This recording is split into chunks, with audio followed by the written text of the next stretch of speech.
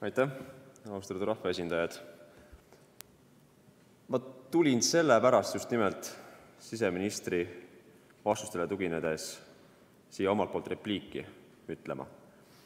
Alustuseks ma alustan kiitusega. Erinevalt paljudest teistest ennast arvamusliidriteks nimetavatest isikutest Eesti Vabariigis olete vähemalt teie siin vastates ja ka meedias olnud viisakas ja lugupidav. Erinevalt paljudest, kes nimetavad kõiki, kes ei toeta praegust jaanaline poliitikat Euroopas, pimesi järgimast kõike, mida ütleb Euroopa Komisjon või Saksamaa, kes survestab meid praegu immigratsioonikvootidega, neid sõimates rassistideks, vihakõnelejateks, sallimatuteks, hoolimatuteks. Selles suhtes olete teie väga viisakas ja see on väga tänuväärne.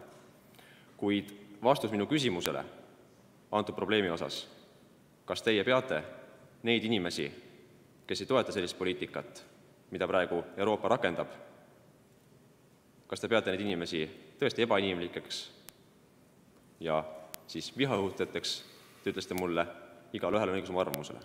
See polnud vastus.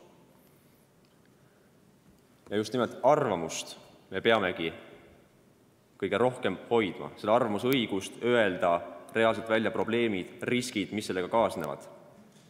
See, kui me räägime läbi meediapropaganda ja üritades kõigile selgeks teha, kui rumalad, lollid, isekad on eestlased, need eestlased, kes on meid siia valinud, kes on ka teid valinud, härra minister, oma positsioonile, siis see ei ole õige poliitika.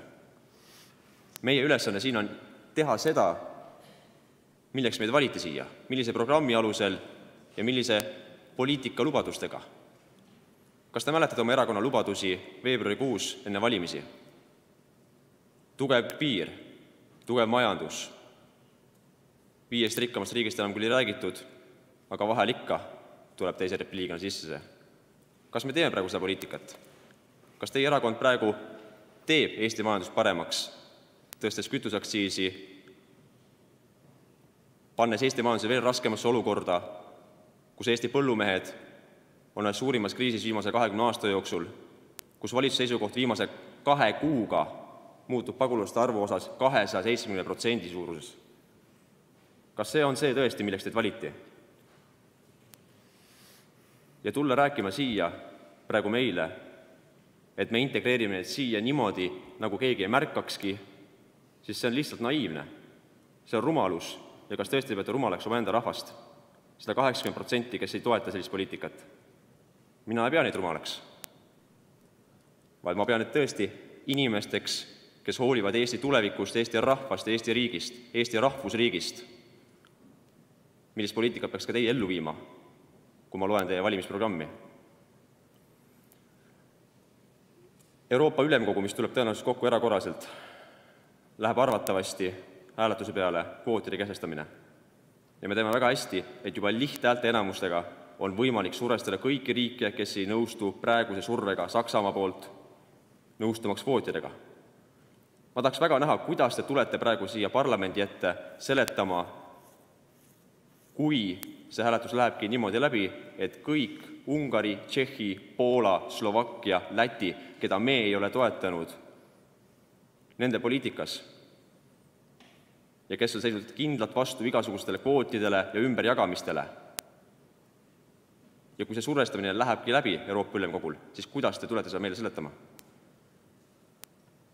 See ei ole vabatahtlik. Täna Euroopa Liidu asjade komisjonis te rääkisite jaotusvõtmest. See on ilus sõna, jätab mulje kui vabatahtlikust jaotamisest. Kuid häda on selles, et igasuguse uue jagamisega kehtib täpselt sama jaotusvõti. Kui 60 000 isiku puhul me rääkisime 180 isikust, kes tulevad Eestisse, siis praegu 120 000 isiku puhul me räägime lisaks 373 ligikaudu. See on üle 2 korra suurem.